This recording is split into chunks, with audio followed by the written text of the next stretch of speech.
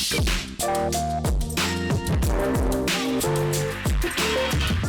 studio jemi me doktor Gerald Kola. Doktor, përshëndetje dhe mirë se erdha. Përshëndetje, mirë se u gjeta. Atëherë këtë javë në Shqipëri temperaturat kanë arritur deri në 40 gradë Celsius.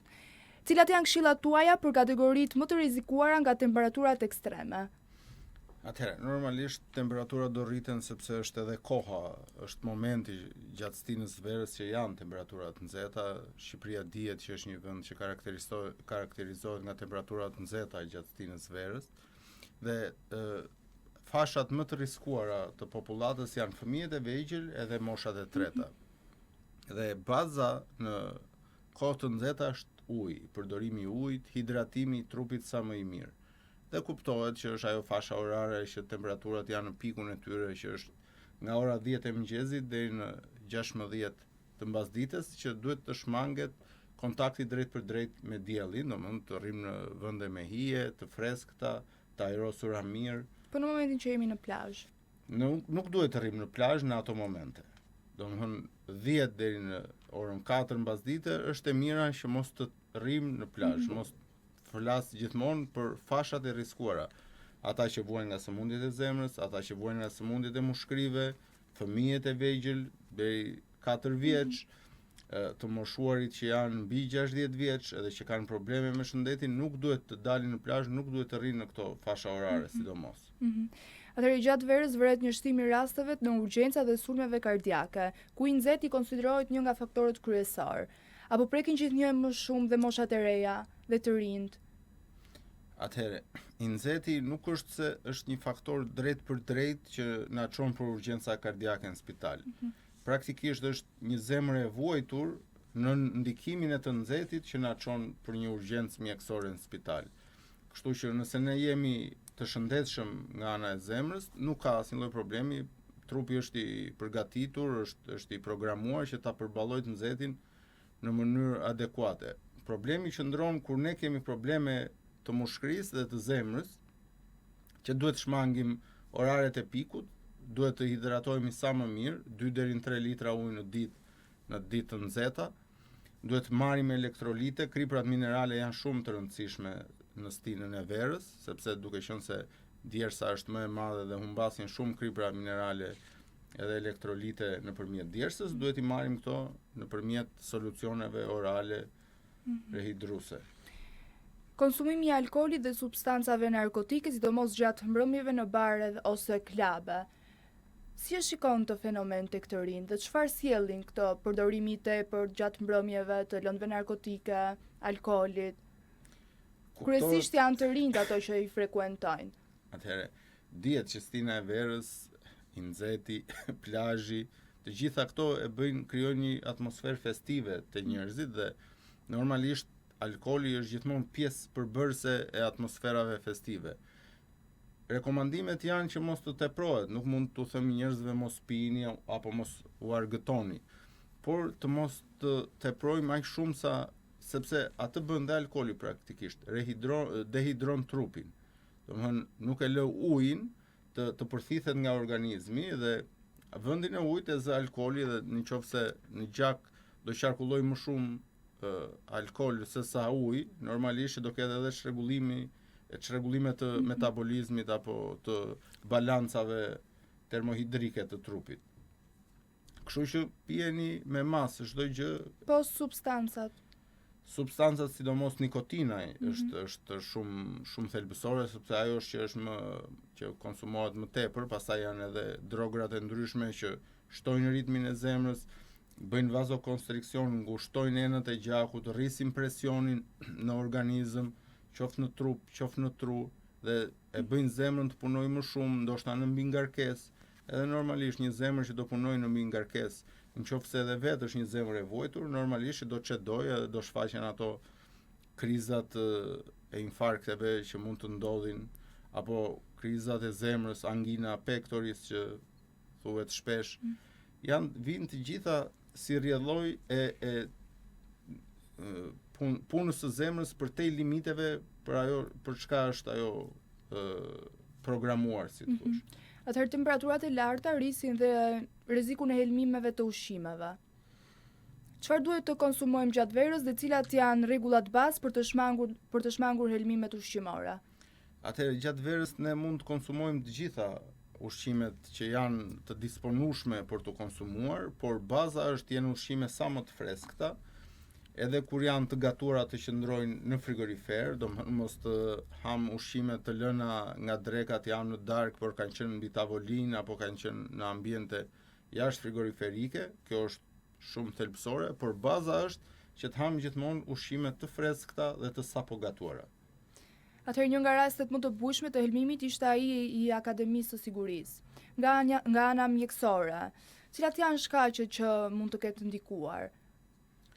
Gjithmonë shkaku bazë nga ana mjekësore është lënia ose mbajtja e ushqimit në kushte jo frigoriferike, sidomos në stinën e verës. Ajo është baza, ajo krijon atë, si thua, prekursorin për zhvillimin e mikroorganizmave të dëmshëm për trupin e njeriut. Analizat e përjashtuan këtë si fakt që mund të jetë ushqimi.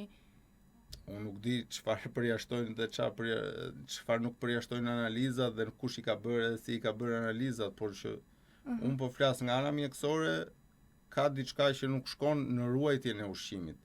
Nëse ushqimi është ruajtur konform rregullave, praktikisht përveç personave që kanë intolerancë ndaj një ushqimi të caktuar, nuk ka pse ndodh helmimi. Mund të jetë një helmim për shembull nga salmonela, por nuk di çfarë analizash u janë bërë personave të helmuar. Salmonela pastaj ka të bëjë shumë me mënyrën e gatimit të ushqimit. Domethënë sa i gatuar mirë është gjysmë krudo apo jo. Ka disa faktorë në helmim. Por nëse flasim në helmimet që ndodhin gjatë stinës së verës, baza është mbajtja jashtë kushteve frigoriferike të ushqimeve dhe ushqime që nuk janë të freskëta. Ushqimet që nuk janë të freskëta janë ato ushqime që ne mund t'i ringrohim disa herë. I gatuojmë një ditë më përpara apo i gatojmë në mëngjes dhe konsumohet në darkë, po për të qenë sa më të ngrohta në darkë i ringrohim, pastaj mund t'i fusim prapë në frigorifer, i ringrohim për së dyti. Kjo është shumë e gabuar. Maksimumi në mjekësi lejohet vetëm një herë ringrohja e ushqimit. Nëse ai ushqim ringrohet, nuk duhet futur më as në frigorifer, as nuk duhet konsumuar. Sa të sigurta janë ushqimet dhe uji i pishëm në Shqipëri gjatë sezonit të verës? Në këtë botë asnjë gjë nuk është e sigurt, kështu që të gjithë duhet marrim masat tona paraprake dhe të pijmë gjithmonë ujë në bidona të mbyllur. Duhet dim gjithmonë origjinën nga vijnë këto ushqime, kush i ka gatuar, si ka gatuar, sidomos kur ham në restorante. Duhet jenë restorante që kanë review të mira, apo në stilin shqiptar duhet të pyesim cili është ai restorant që gatuan freskët, gatuan mirë. Domethënë duhet kujdesemi më tepër ne për shëndetin dhe mos të shpresojmë që të tjerët, ata providerat kujdesen ata për ne. Sigurisht ata e kanë për detyrë që të kujdesen, edhe të na servirin ushqime të freskëta, por gjithsesi edhe ne duhet ta marrim një mas tonën që beso dhe kontrollo, është një fjalë e urtë latine dhe këtë duhet bëjmë edhe ne. Më thej që asgjë nuk është e sigurt. A ka arsye për shqetësim dhe çfarë duhet të kenë parasysh qytetarët, duke qenë se asgjë nuk e kemi të sigurt? Jo, nuk e thash që duhet të shqetësohemi. Asgjë nuk është e sigurt me idenë që mos të flem mbi dafina. Mos ta mendojmë gjën që është e sigurt edhe po e konsumoj. Gjithmonë duhet kontrollojmë para se të konsumojmë gjëra. Duhet të pyesim si është gatuar, ku është gatuar, si është mbajtur, ku është mbajtur, edhe të gjitha me radhë. Por jo se duhet bëjmë panik sepse nuk thashë njerëzit janë dashakeqës apo providerat janë dashakeqës. Praktikisht ne duhet kujdesemi pak më shumë për veten, jo se duhet të alarmohemi apo të bëjmë gurgule. Cilat janë shenjat e para të goditjes nga i nxehti dhe kur duhet kërkuar menjëherë ndihma mjekësore? Goditja nga i nxehti është ajo që ne quajmë të fiktit. Ajo është baza kryesore, është kur trupi humbet energjinë e vet, kur trupi humbet fuqinë e vet dhe nuk mundet dot të qëndrojë në këmbë personi. Nëse një person e ndjen të nevojshme që duhet ulet apo të shtrihet mbas një vale të nxehti, mund na tregojë ne që janë goditje nga të nxehtit. Dhe ajo që duhet bëjmë është ta çojmë personin në vende sa më të ajrosura, në vende sa më të freskëta, ta rehidrojmë me ujë, me lëngje frutash. Nëse shohim që personi akoma vazhdon atë fatigun, atë lodhjen, atë kputjen trupore, atëherë mund t'i drejtohemi urgjencave të spitalit për serume, për terapi intravenoze. Sa ujë duhet të konsumojë një i rritur gjatë sezonit veror? Dhe a mjafton vetëm që të konsumojë ujë? Minimalisht është 2 litra. Mund të shkojë deri në 3-3.5 litra konsumi, sepse varet nga pesha trupore, varet nga aktiviteti fizik që kryen, ka shumë arsye. Por minimaljas është 2 litra ujë në ditë në 24 orë. Atëherë shumë njerëz kalojnë nga temperatura 40 gradë jashtë, futen brenda një kondicioner në një ambient shumë të ftohtë. Sa i rrezikshëm është ky ndryshim i menjëhershëm? Ky ndryshim i menjëhershëm jep atë që ne e quajmë virozat e stinës.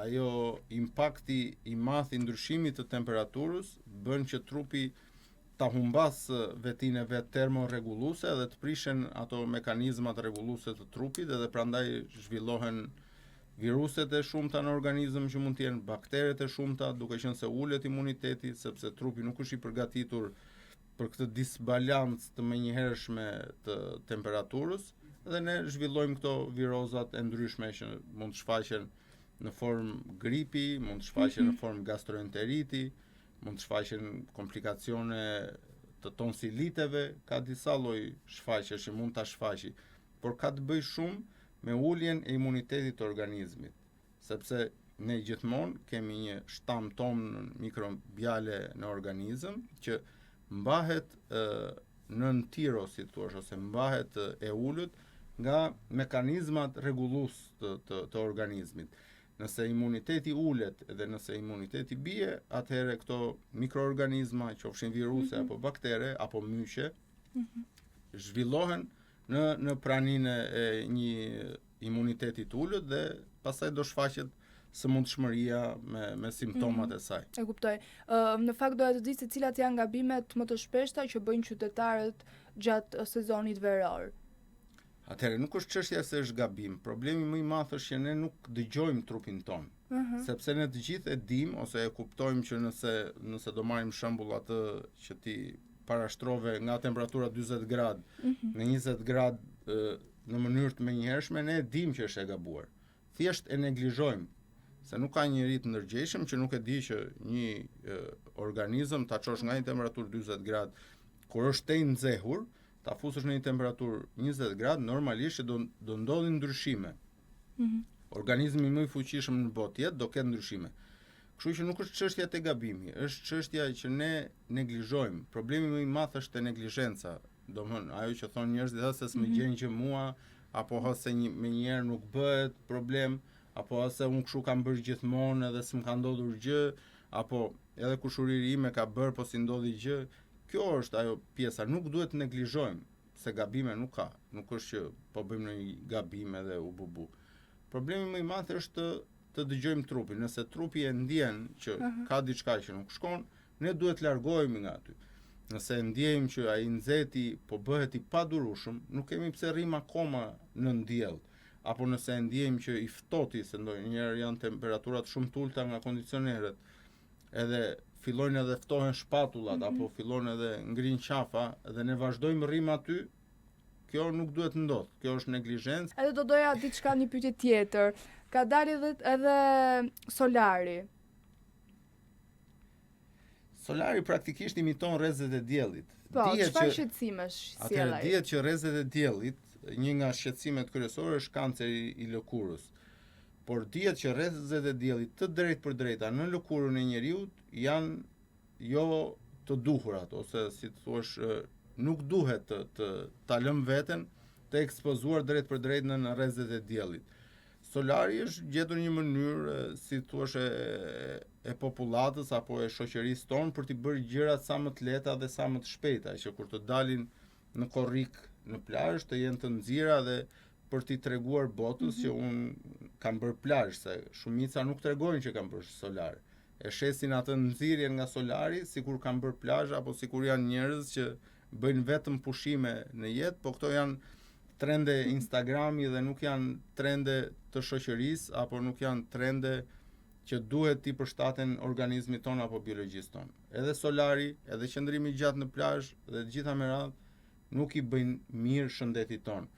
Pavarësisht se ne pretendojmë që të dukesh mirë kur je i nxirr apo je abronzato, duhet kemi më shumë kujdes për organizmin se sa për pamjen. Pastaj gjithë secili bën atë llogarinë vet, do të duket më mirë duke sakrifikuar shëndetin, e bën këtë gjë. Dikush do të jetë më i shëndetshëm dhe pak rëndësi ka pamja jashtme, kujdeset për shëndetin. Janë të gjitha individuale, secili bën atë që mendon që është më e mira për veten e tij apo që është më adekuatja për veten e tij. Këshilla ime është që thjesht dëgjoni veten nëse s'doni të sëmureni. Nëse i keni marrë parasysh që s'ka gjë, mjafton që të dukem bukur pa le të sëmurem, pastaj është your choice. Çdo njeri trupin e vet e ka tempullin e vet dhe bën ç'të doj me trupin e tij. Do të thonë solaret janë Solaret sigurisht janë të dëmshme. super shumë të dëmshme. Super shumë të dëmshme. Atëherë pse ne i praktikojmë? Për të dukur bukur. Njerëzit çfarë bëjnë për të dukur bukur? Njerëzit bëjnë operacione për të dukur bukur. Atëherë ishim edhe një herë tek pjesa për ta sqaruar edhe një herë për të gjithë që nga kalimi i një ambienti të nxehtë ose ballë për ballë dielli. Qoftë edhe një ambient i ftohtë në një ambient të nxehtë, gjithmonë çdo Çfarë gjë sjell? duhet graduale. Gjithmonë çdo gjë duhet graduale. Baza, ajo e para që sjell është ul imunitetin. Dhe ne të gjithë e dimë që nëse na ulet imuniteti, mund të presim çdo lloj sëmundje. Mund të presim çdo lloj shfaqjes simptomash në organizëm, sepse mburoja e vetme dhe kryesore që ne kemi është imuniteti ynë.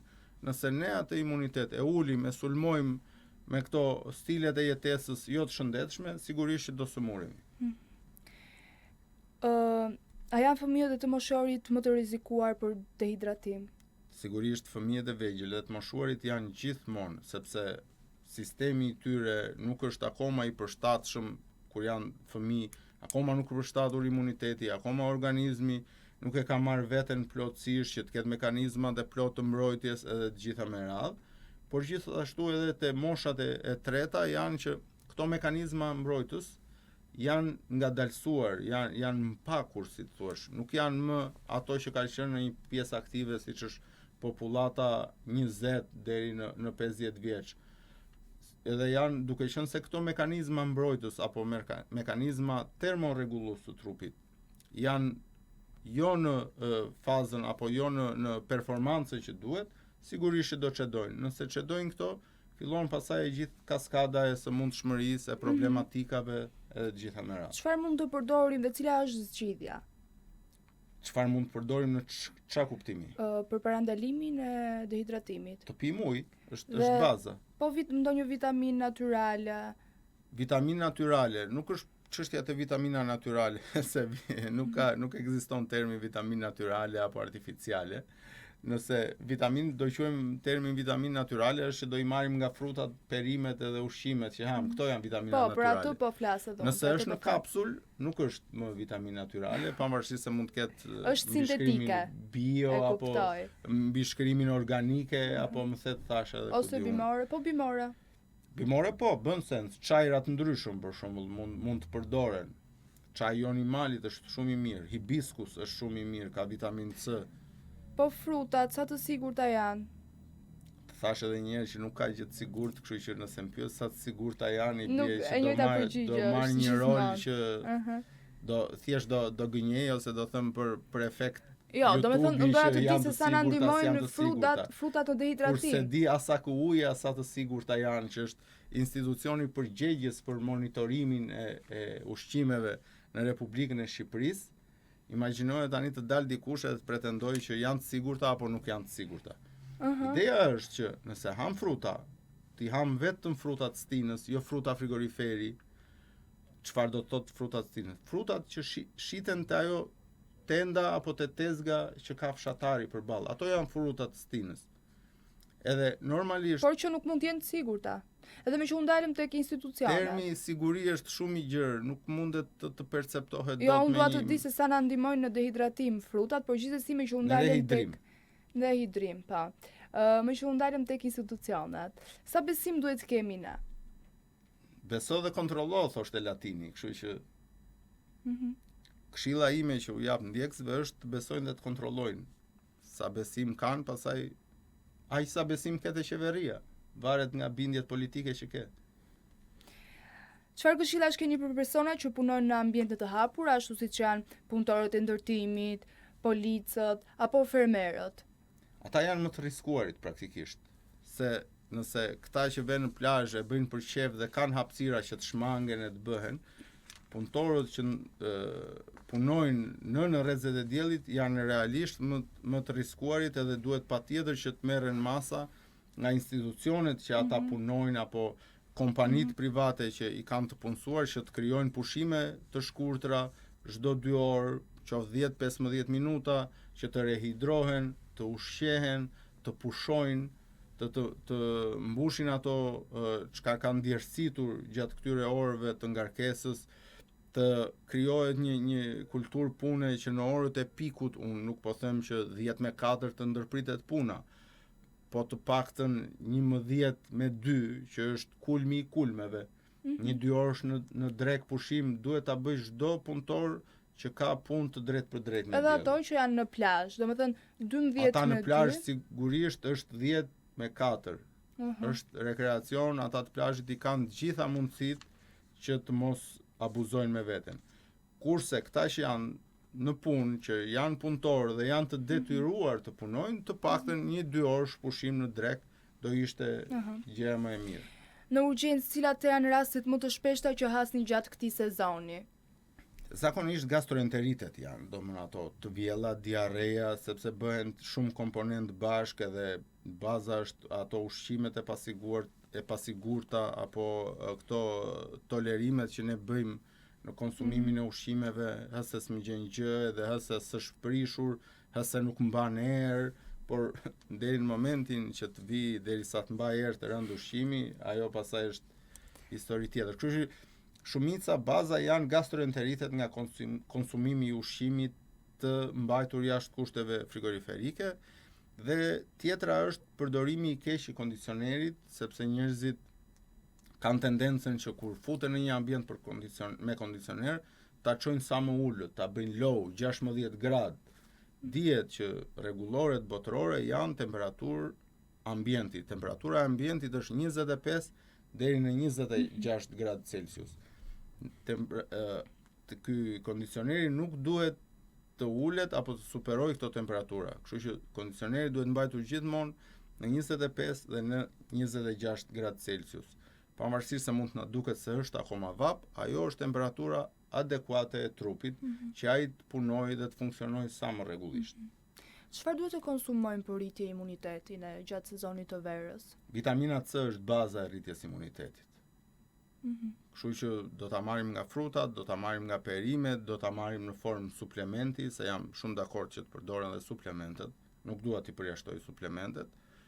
Por vitamina C, vitamina D janë indikator të fuqishëm në rritjen e imunitetit. Zinku bën pjesë prap në ato metalet gjurmë që bëjnë fuqizimin e imunitetit. Gjumi i mirë bën fuqizimin e imunitetit. Domethënë 7 deri në 8 orë gjumë. Çdo kush, çfarë lloj moshe? 7 deri në 8 orë gjumë. Absolutisht çdo lloj moshe. Fëmijët e vegjël kanë nevoja më shumë për gjumë, po flasim për pjesën aktive, sepse fëmijët e vegjël janë nënat, që janë heroinat e botës, që kujdesen. Dhe edhe të doj fëmia të neglizhoj, ka atë ëngjëllin mbrojtës që nuk e lë. Problemi më i madh, më i rrezikuar është kur ne rritemi edhe kujtojmë se jemi të pavarur. Por natyra nuk do t'ja di për pavarësinë tonë. Biologjia ka rregullat e veta dhe duhen respektuar. O do t'i respektosh ti vet, o do t'i respektoj nëna për ty, o do t'i respektoj partneri për ty që do të tërheq vëmendjen. Domethënë, ose do bëhemi të ndërgjegjshëm vet, ose do kemi dikë një gardian që na këshillojë çfarë duhet bëjmë gjatë fazave. A keni vënë rritje të rasteve, me infarkt, goditje në tru apo aritmi gjatë periudhave me temperatura ekstreme? Sigurisht, sepse është ajo që të thash është neglizhenca në popullat. Për shembull, unë kam parë njerëz që vuajnë nga insuficienca kardiake dhe rrinë gjithë ditën në plazh, edhe pastaj në 12 natës vinë në spital me edema pulmonare. Personat me insuficiencë kardiake do të thotë që nuk punon mirë zemra, funksioni pomp i zemrës nuk është adekuat dhe nuk punon mirë, është i prishur. është baza kryesore e edemave pulmonare. Dhe një nga prekursorët e kësaj gjëje kryesor është temperatura e nxehtë ose temperatura shumë e ftohtë. Domethënë, dy skajet e temperaturave na çojnë ne në zhvillimin e edemave pulmonare në pacientët e prekur me insuficiencë kardiake. Le të kalojmë pak tek pijet energjike. Marr shkas nga kjo dhe rritjen e vdekjeve ndaj pijeve energjike. Po jo, nuk shiko. Okej. Nuk është që pim një pije energjike edhe do vdesim. Nuk është kaq e thjeshtë gjëja.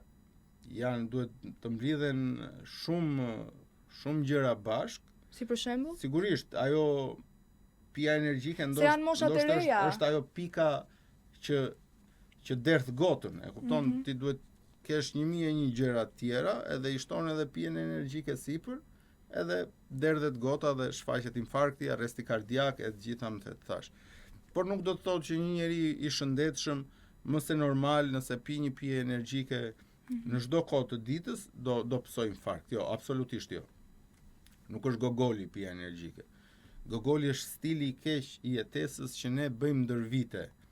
Dhe pastaj pijmë një ditë bukur një pije energjike, ndodh çfarë ndodh. Po nëse e ke çdo ditë këtë pije energjike, të pish çdo ditë. Po pija energjike nuk është krijuar për të pirë çdo ditë. Pija energjike është krijuar si alkooli, është krijuar vetëm në raste rekreacioni, në raste argëtimi, që ne do ta shoqërojmë, do dalim në një mbrëmje me miq e me shok, apo kemi një periudhë të caktuar të ditës që na duhet pak më shumë energji se sa normale. Disa e kanë krijuar varësi ndaj pijeve energjike. Ajo është gabim, është varësi, është ves. Do me thënë ndodhin dhe këto. Sigurisht, është njësoj si cigaria, njësoj si alkooli, njësoj si droga. Veset, prandaj quhen vese, sepse janë të dëmshme për organizmin. Tani unë doja një këshill nga ana jote për të gjithë njerëzit që çfarë duhet të kenë kujdes gjatë sezonit veror. Baza të mos rrinë gjatë në rrezet e diellit, të pinë ujë mjaftueshëm, 2 deri në 3 litra, të flenë gjumë 7 deri në 8 orë në darkë, të rrinë me rroba sa më të lehta dhe sa më të rehatshme, nuk ka rëndësi se dukesh bukur, se unë kam parë njerëz për shembull në rrjetet sociale që vënë në një dasëm në gusht apo në korrik, që është 35 gradë edhe rrinë me kostume me kollaro.